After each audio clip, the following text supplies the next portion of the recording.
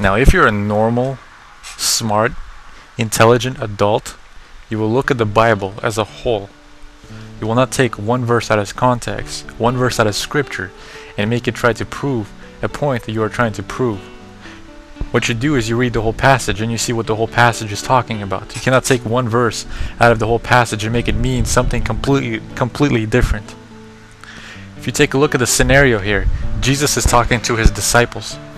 Jesus is talking to people who believe in him, who believe that he is the Son of God, who believe he came from God and he is God. The verse you quoted in your recording was Matthew 18:19 through 20. Again, I tell you that if two of you on earth agree about anything you ask for, it will be done for you by my Father in heaven. For where two or three come together in my name, there I am with them. Now, looking at this verse, you also, like I said, you have to look at who Jesus is talking to. Jesus is talking to his disciples, people who believe in him, who believe that he is God.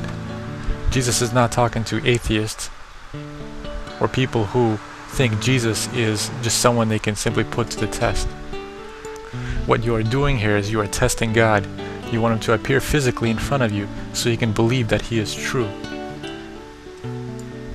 In Matthew 4, verse 7, it says, "It is also written, do not put the Lord your God to the test." This verse clearly says you are not allowed to do that.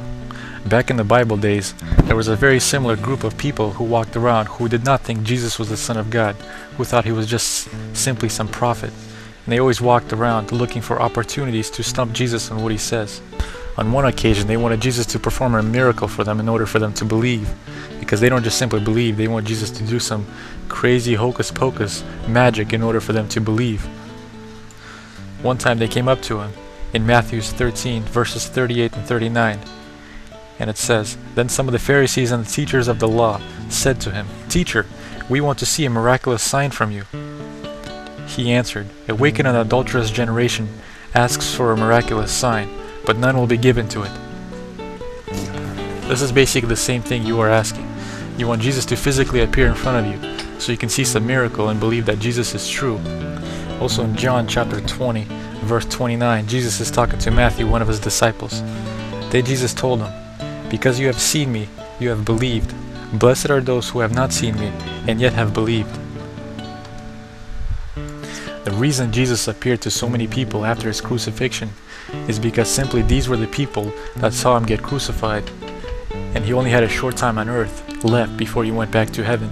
So he wanted to appear to all the people that saw him get crucified so that they may see and believe. Then Jesus went up into heaven, and he will not be back again in the physical sense until his second coming, when every knee shall bow and every tongue shall confess that he is God.